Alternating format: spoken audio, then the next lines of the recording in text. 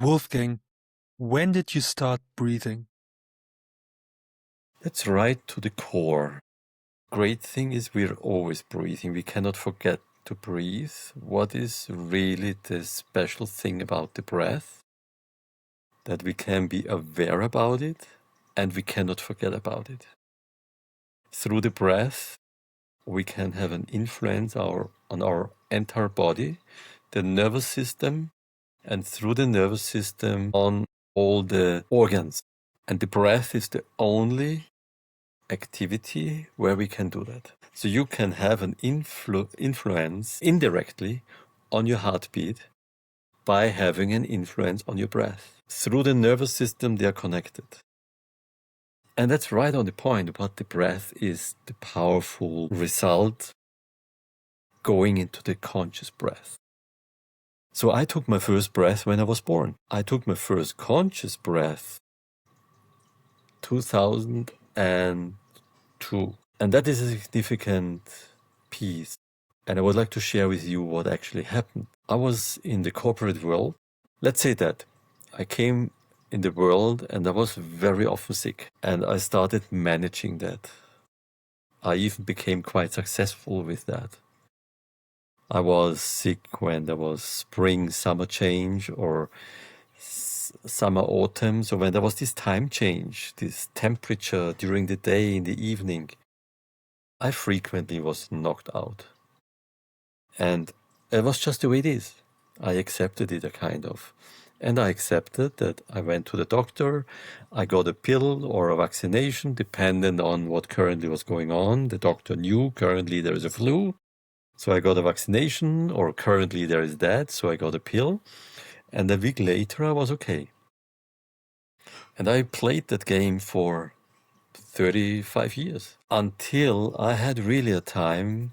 I was very successful in a company, in the corporate world, and I had a moment when I felt really empty. I could do anything. I earned a kind of all the money I ever wanted. And in one moment, I felt like, let's say, kind of depressed, empty, not happy, not satisfied. And I thought what to do. I could go now for a massage, I could go in a spa, I could fly on vacation. That was not it. I did not know what to do to actually make myself feeling happy, having everything in the material world. Literally everything. Imagine, end of the 90s, a mobile phone was not standard. We had mobile phones and notebooks. Oh, there was no notebooks. It was the first notebooks. We had notebooks, company cars. So everything what you think, what you could have in the material world, we had it. So it was obviously nothing what I could buy, what I could get. It was something else. And I didn't know what. So I did what the last thing was, what I never did before. I went for massages. And I got to a masseur, and she was a very wise and educated woman. She literally was practicing all kinds of standard massages. So I was at a masseur, and it wasn't like she sent me to a foot reflex masseur or she sent me to that. She did everything. And at a certain point, when that was saturated, she said, I can't help you. You have to do something for yourself. And she sent me to meditation. So I started meditating in a very special, active way. It's an Osho meditation, the dynamic morning meditation. And literally, I did not know what expects me. I just went there because she recommended it. I was in this room, and the gentleman who was there explained to me how it works. And if I would have known how it works, I possibly wouldn't have gone there.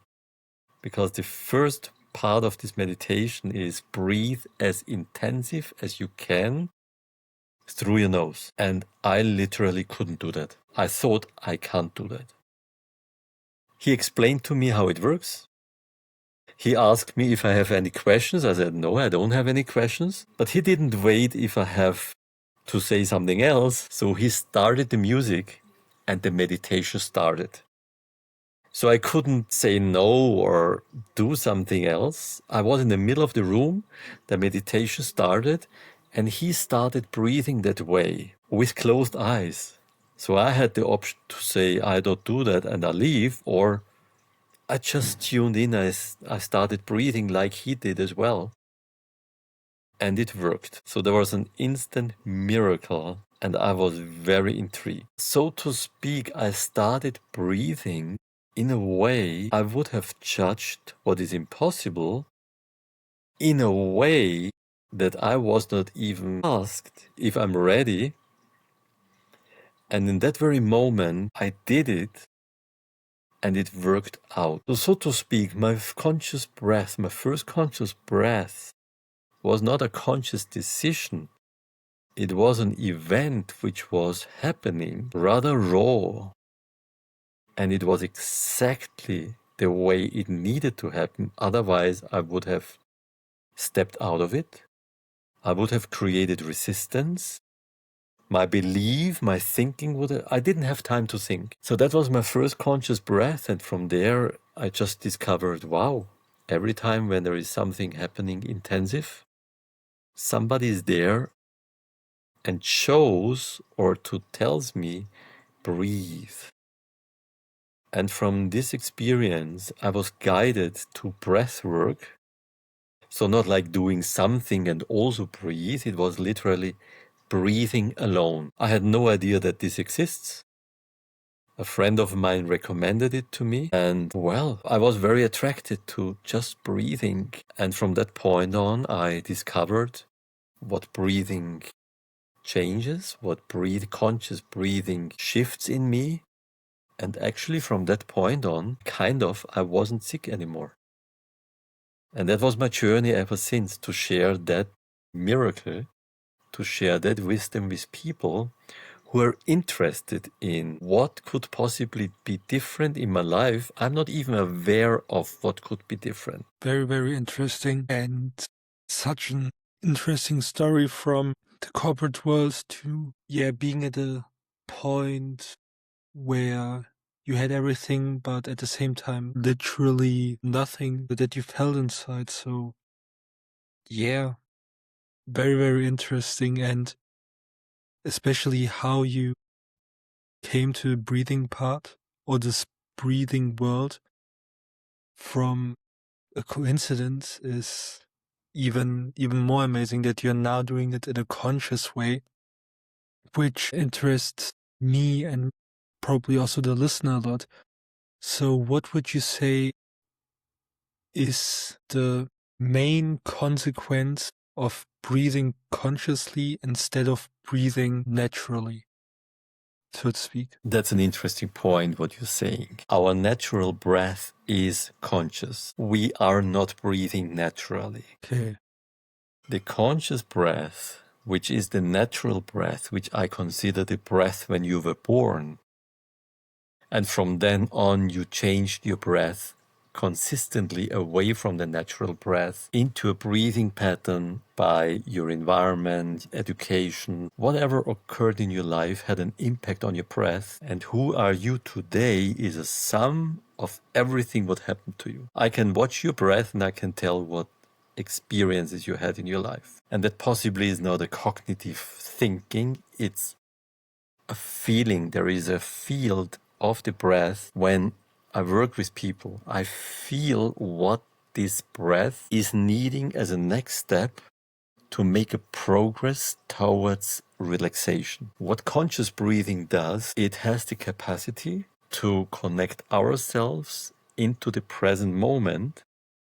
What has one consequence? Our thinking creates from our experience a reality based on what happened in the past. And the fear about the things creates a breath about the future. So when you're not consciously breathing, you're not present. When you're not consciously breathing, you're not present. When you take a conscious breath, it brings you back into the present moment. And I would like to share one example. A panic attack is all about not being present. When you, for instance, now You're here in your space. When you have the right circumstances, you can create a panic attack. There is no reason to be in panic because you're safe, you're warm, everything is safe. Your mind creates out of the past a reality which makes you freaking out. I can tell you one thing, you're not present and you're not conscious about your breath. That's 100% sure. As soon you connect to your breath, the panic attack disappears. The presence is about what's real. One example is it's not about not having fear. When you are sitting now in a room which is burning, I tell you, you better get out there. So your fear about burning is true. If you sit in the room where you are now and you have the feeling that your house is burning, you can get out of the house, you still will be in the same state of panic. So the presence brings you into a reality which is happening around you versus having an imagination about the reality. That is what the breath is doing for you. And when you are in fear, in a belief, you will create tension in your body. Even when you're in a beautiful environment, relaxed with loving people, your mind will still create the fear, which is possibly creating the tension, which also creates asthma. Asthma is a fear of letting go. I just last week, terribly, I heard a man I know, his son died of asthma. He had an asthma attack and he died. Asthma per se is a fear of letting go, coming from an experience. So these things with conscious breathing can calm down and strengthen the inner capacity of safety. And when you are connected with yourself, feeling safe, stable, grounded in yourself, the fear creating the stress about panic, about asthma, reduces so much. And this relaxation, which is, how to say, this relaxation is a standard skill we have unless we are so stressed that our stress level is so high that we already create the fear as a standard, and from there panic attacks, asthma literally occur as a next step. Conscious breathing recalibrates this inner stability. Okay, very, very interesting. Because I never saw breathing in that way. I always thought that the mind and our thoughts are the main thing, so that we, since we were young, just get all these input from everywhere, and that why therefore we create such a fearful way of living. And I never really thought about the breath being kind of affected by that, and hearing that we can use our breath to get back into a more natural state, into a state without much fear, without all these concerns that we have throughout the day that rather hinder us rather than, yeah, support us. So that makes me very curious about ways in which I can get back to this natural, conscious way of breathing. One thing to add to what you said about thinking and the mind. The more you're in the mind, the more you're disconnected from your body. You can see it in people, how they are not present. They're in their thoughts, they're very good. And that's a skill as well. To be good, our mind can do things our body needs. So this is not a conversation about that the mind is good or bad or what is. No, the whole body has certain functions, and our mind, our thinking got very overrated, and you can see it all over the place. The physical connection, the movement. We drive every meter with a car. We sit a lot of time in front of, years ago it was the TV, today it's the computer. People are on the table in the restaurant on their mobile phone. This is a disconnection from the present moment, and in that very moment, a disconnection from your own body. You're completely in your mind area, connecting to something what is not here. Well, to take a conscious breath is very simple. I invite you, let's take one. I invite you to take an inhale and to be aware of it. You disconnected right now? I'm In the here. middle of the... Can you hear me? Wait, give it a few seconds. Yeah. Now you're back. Yeah, so lean back and take a conscious inhale and observe how your body is responding. And I invite you to let your body move. When you take an inhale, you feel your body wants to move. Allow that. I invite you now to allow that. Anything what occurs, anything. Breathe out any judgment, which is why we not move. And just have this natural opening, the yawn, the stretch. And with the exhale, I invite you to allow the voice. When you have a yawn, there is like a just experience from this one breath you took, how much you ever had of that. Especially here on screen in a podcast. This is something what we don't do, right? That's a law. In the presence of each other, we don't do that. At school, you don't do that. At church, are you doing that? Church, moshe, wherever. Are you doing that? Nope. No. But guess what your body needs? Exactly that.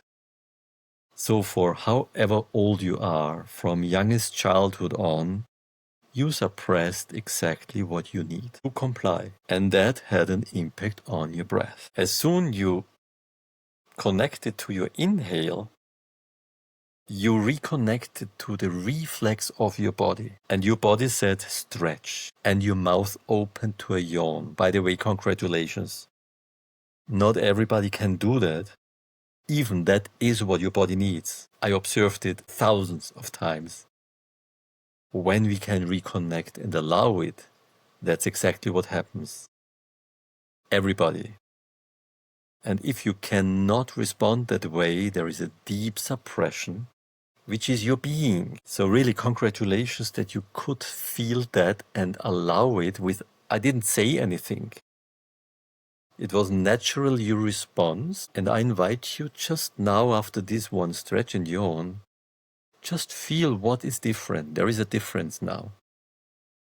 And I invite you to share what is different. It definitely felt like something that opened inside of me. It's hard to explain, but sometimes when I breathe, there's like, it's very hard to describe. It's like a ceiling I'm hitting, but I can't really get past it. And sometimes when I yawn, I break this barrier, which I did right now. And whenever I break this barrier, it just feels like me waking up again. It's like me waking up in the morning again with a little bit more clarity than before, a little bit more energy than before, and a little bit more peace in myself and in my body. So before I was like very tensed and I wanted to like really listen and stay, how to say it, stay straight and look at the camera.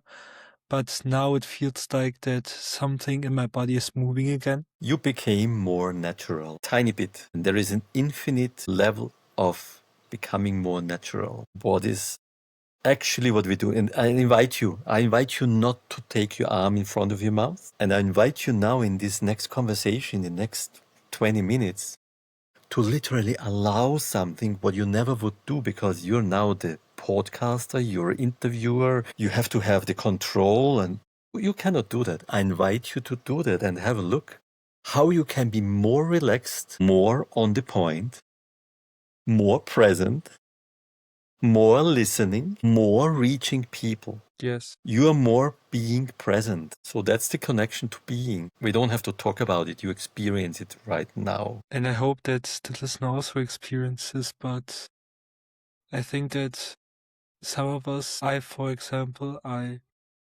read a few things about being in the past. I read the huge ultimate coach, which was a lot about being, but in the time of being in the space, I learned that everyone had or has their own type of being, their own idea of being.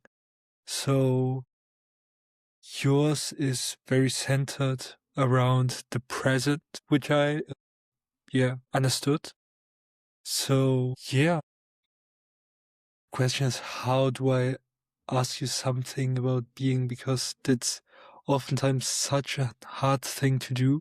For me, for example, to create a well-rounded question about being. So instead of asking you something about being, I just want you to be in this present moment and share with me what being for you truly is. Well, we are always being.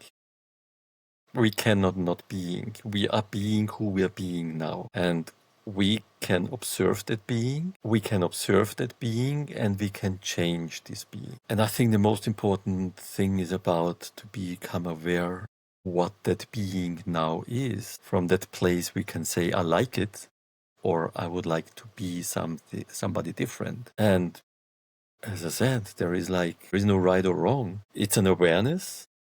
And from this awareness, we can shift. There is a question who we need to be to become that what we want to achieve. We know exactly who we need to be in order to be fit, slim. It doesn't go along to have 3 burgers a day. It doesn't work. So when we want to create something, we know exactly who we need to be. When we are being somebody else, we will not have the results. So to become aware who we are being and who we want to be creates exactly who we need to be. And there is no judgment. If you want to be fit, you do that. If you want to be fat, you do that. It is that simple. When you are fit, you are being fit. If you are overweight, you're being overweight. And you do everything for that. And I say that with no judgment. I say it with a clear clarity in a consequence that it's up to you to create that. If you're sick, you're being sick.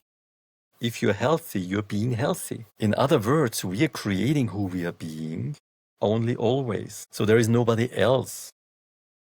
It is really completely in our own power, what is really the good news. And the breath connects us to this reality. And to breathe through and to release the resistance about it creates possibilities to change. And yes, the thing is, when I reflect a little bit on how I was treating my life and how I treated my being in the past, it was very filled with half-truth or straight-out lies. I lied to myself about who I want to be.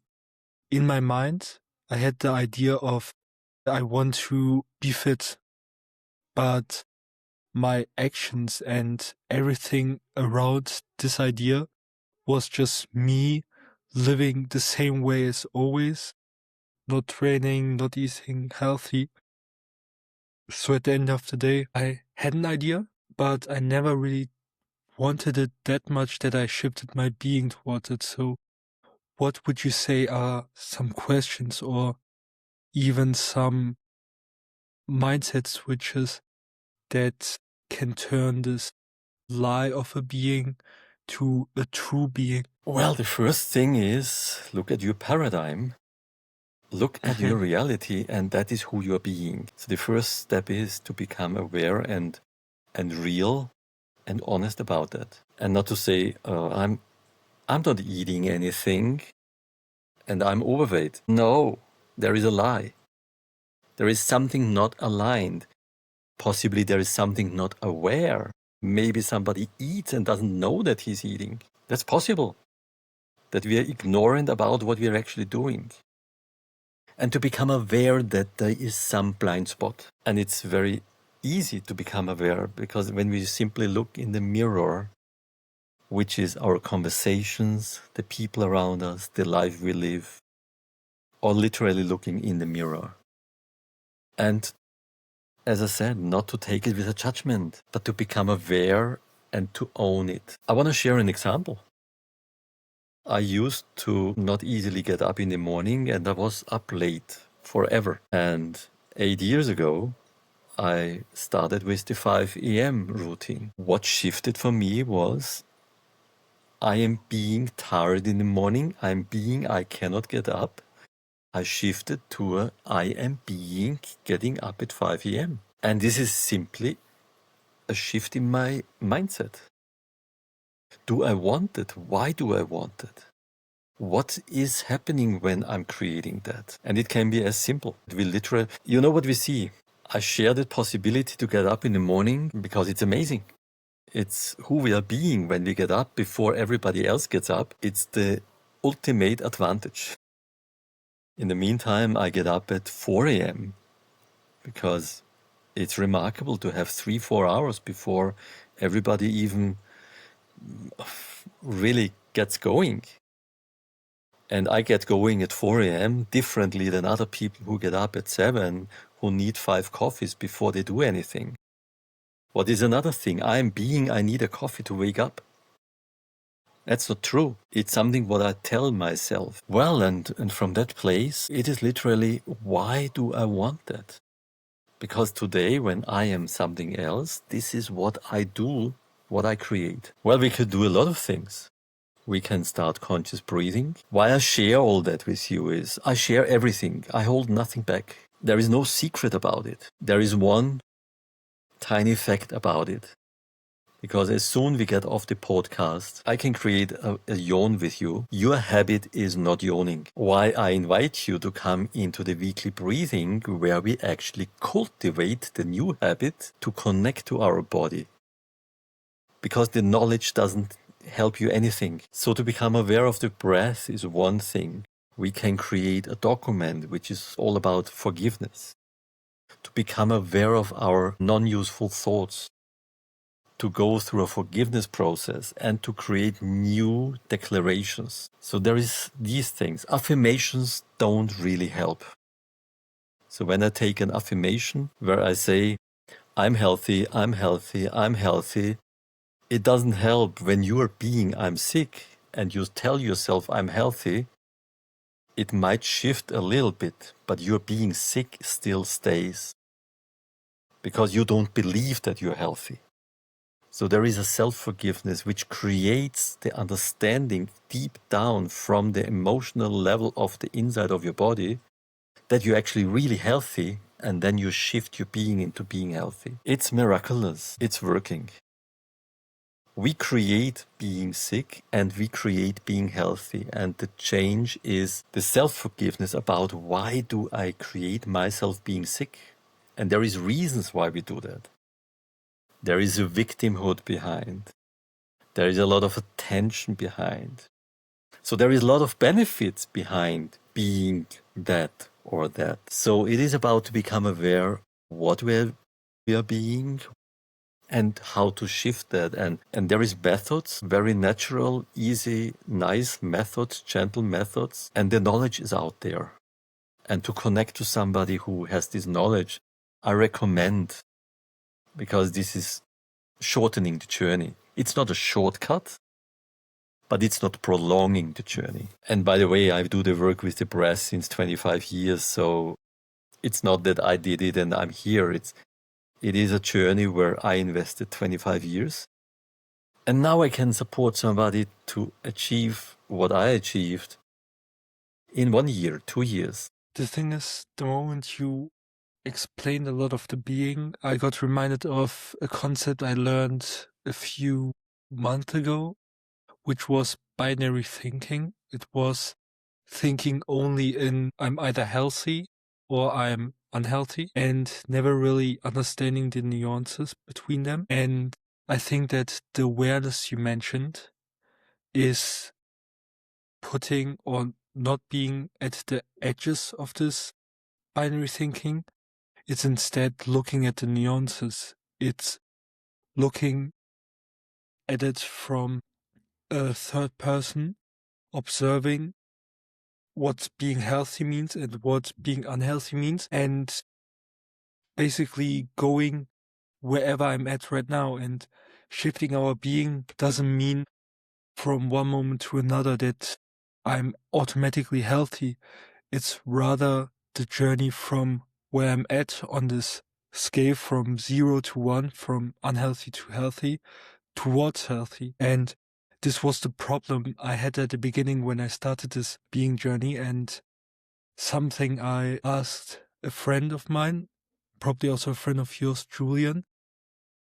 I remember it was a few months ago, and I read something about being, and I think either he shared something or I read it and asked him something, but at the end of the day, I was very confused between what being means and what taking action means, and if I'm just being, am I already there? And then he instead suggested me to explain a little bit more, and the more I thought about it, the more I came to the conclusion that being is just having a compass in the right direction that I want to head and not being lost in whatever everybody else is saying. So yeah, this is something that helped me personally a lot to stop thinking in either or, in ones and zeros, and instead observing it from a third person view, and yeah, truly seeing where I'm at and truly being the person, being the self who is moving in the right direction. Could you maybe explain a little bit more what that is and how breathing together can an even better experience or a different experience in its own sense? I suppose everyone who is listening experienced when one person is yawning, the others yawn as well. This is like a social connection. It's like when something happens and it's good for everyone, you cannot help, and it's connected to an environment of safety. So there is some structural environmental conditions, and when one person is feeling safe enough and yawns, the others cannot help and yawn as well. Yawning is one of the superpowers, as I said, which we highly suppress. And to connect back to these superpowers, which comes from reflexes, which when one person discovers that, the others instantly benefit. That's the power of the group. The power of the group is that it's not the weakest piece of the group guides the journey. It's actually the strongest piece of the group, which initiates something where possibly others might not come in the next days, weeks, because they would still have this reduction, this fear. If you come to the breath and you yawn, and the others have to yawn because of the reflex, because of the social condition, the strongest, the most powerful, the boldest person, the most advanced person is guiding the youngest who come last instantly in a state of relaxation where they alone wouldn't have come. So the group is powerful, guiding into the safety. So we create a safe space, and it's all about to reconnect to the natural reflexes of the body. It's as simple. It's as simple and as difficult because we habited the reflexes so out of our life that I can tell you that you cannot do it because your new habit is suppressing the reflex. You will walk in the woods and hold the hand in front of your mouth. You will do that. You will even realize in the next days that you're doing that, and there is no chance that you're not doing that because it already happened when you realized it. That's so deep the habit is. In the breathing group, which is the natural conscious breath specifically, I remind people. I remind people about what they know and cannot do because their habit is so deep. So we recultivate the habit of listening to the reflexes and slowly allowing them back into our body and literally simply experience. Why would we do that? Because you don't do that because I say so. I invite you to try something out and you experience the benefits, and then it comes out of you why you want to do it. And that's a total different thing. It's your body who asks for it. It's literally a coming back to listening and trusting your own instincts. And there is the focus. Coming back to a natural, connected breath as each of us was born. And because of this common experience, there is a connection to everybody in the group. Because that is where we are coming from. We were entirely connected. And we are equal. There is no rich baby or poor baby or whatever. There is a baby. And this newborn baby is equally in this moment to any other baby. And from there on, the conditioning changes this little baby into a being. And that is who you are being today. And when we connect back to this connection, it's love. It's an unconditional being with each other. Without that, you should be that, beyond nationality, beyond gender, beyond sexual orientation, beyond anything. In this state, all these things disappear. And we can orient ourselves entirely new and possibly receive some guidance into who we are natural being. You earlier mentioned that you had 25 years of experience in this space, and this made me curious about what the key moments in this journey were. So what key moments happened throughout these 25 years that truly made you feeling in love with breathing? Well, the first moment was this first moment which I shared, which was when I would judge it. Very unpolite, ungentle, when I started this active, intensive breathing. So to allow what life brings into my life was one of the core experiences. And I took that with me. When life says do that, I'm usually going and doing it, because who am I to know that this is good or bad for me? And I made this experience.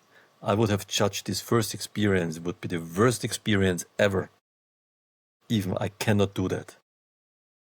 And my instant experience out of being thrown into the situation was, my whole judgment about was, so if I wouldn't have been thrown into the situation, I would have protected my belief that this is not working. So one of the core experiences was, there is no gentle or tough about being right or wrong. I had one saying of a client in one of a seminar, and he said, I don't want to do that. Maybe that's exactly why I should do it. So if there is a resistance, usually there is a reason why we try to protect it, and to go into the possibility that this is not like, I know why I shouldn't do it. Maybe that's a reason why you should try it again. Give it another try.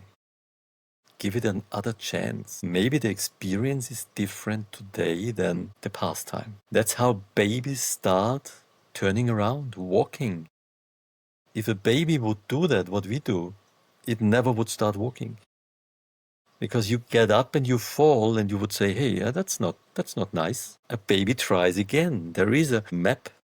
There is an internal map showing it's about to walk. Get up. To try it again, to try it again. So when there is an inner voice telling you something, even against your experience, there is a voice, I'm interested in that. To follow this nudge, to follow this inner voice. And there is many people possibly telling you, how often you want to try that? You hurt yourself already 2 times. So there is an inner voice and there is an outer voice. We need to start listening to our inner voice, because you are the only one who takes the consequences anyway. Nobody takes responsibility for anything what you do. No school, no church, no medical instance takes any responsibility for your consequences. It's you, only, always. Whatever happens to you, you take the consequences. So you better listen to your inner voice, because that is at the end. Otherwise you say, oh, you told me. You said I should do that. And your inner voice is much more powerful. Believe me. We are just trained out of being connected to ourselves. And the power is to reconnect. consciously reconnect and experience how it instantly creates discomfort inside stability, inside security. Nothing outside can protect you. Inside security protects you. So powerful. And that's the invitation to experience. I think that this last thing you said was really the grand finale of this amazing episode. I think that we covered a lot, and if there's anything you still want to say to the listener, or any advice, anything that we lost or haven't mentioned, yeah, feel free to say that. But thank you, Wolfgang, for this amazing episode. So I will definitely remind myself of it a few times when editing this episode, but thank you, Wolfgang. And if there's anything you still want to say, go for it. There is something I want to say. Can you hear me? Yes, now I can hear you. I love you. I love you too, Wolfgang. Thank you for the listening. Thank you.